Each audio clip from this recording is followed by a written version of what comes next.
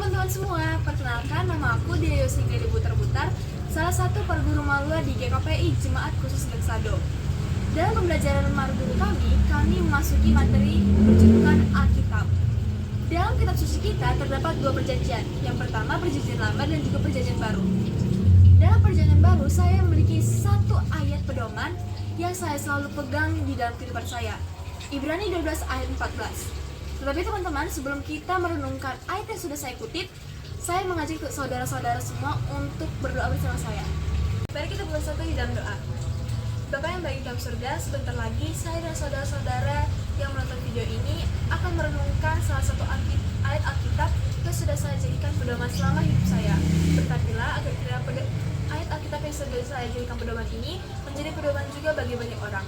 Terima kasih Tuhan Yesus, haleluya, amin. Nah teman-teman, berhubungan dengan ayat yang sudah aku bacakan tadi, yang harus kita tahu pertama-tama adalah untuk mencapai hidup yang damai dan kekudusan itu bukanlah hal yang mudah. Mengapa demikian? Nah ini teman-teman, kekudusan itu bukan hanya tentang kita melakukan hal-hal baik, tetapi bagaimana hubungan kita dengan Tuhan dan juga dengan sesama kita. Bagaimana kita bisa mengejar kekudusan kalau kita saja tidak bisa berdamai dengan semua orang? Misalkan nih, kita bermusuhan dengan banyak orang, maka kita akan kehilangan orang-orang yang mungkin dapat membantu kita mengejar kekudusan itu. Maka hal pertama yang dapat kita lakukan adalah berdamai dengan semua orang. Maka akan banyak orang yang dapat membantu kita mengejar kekudusan. Yang kedua, yang harus kita ketahui adalah untuk mencapai kedamaian itu bukanlah hal yang mudah dan tidak semulus apa yang kita pikirkan. Tetapi sebagai orang percaya, kita dipanggil untuk mengampuni dan memaafkan. Karena ketika kita sudah belajar mengampuni dan memaafkan, orang lain juga akan belajar mengampuni dan memaafkan kita. Dan setelah tercipta kedamaian, dan kedamaian itu akan membantu kita mengejar kekudusan yang selama ini kita butuhkan. Yang ketiga dan yang terakhir, ayat ini mengingatkan kita tanpa kekudusan tidak ada seorang pun yang akan melihat Tuhan.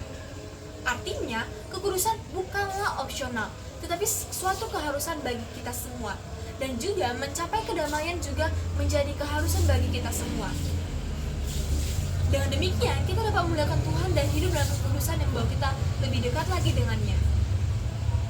Nah teman-teman, kita sudah tahu kan ayat Alkitab yang menjadi pedoman aku selama ini.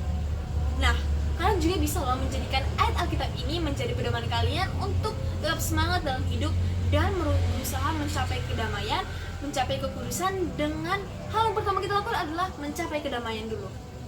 Nah teman-teman, kalau misalkan kalian masih ada tidak berdamai dengan seorang, mari hari ini, saat ini kalian harus berdamai dengan orang itu.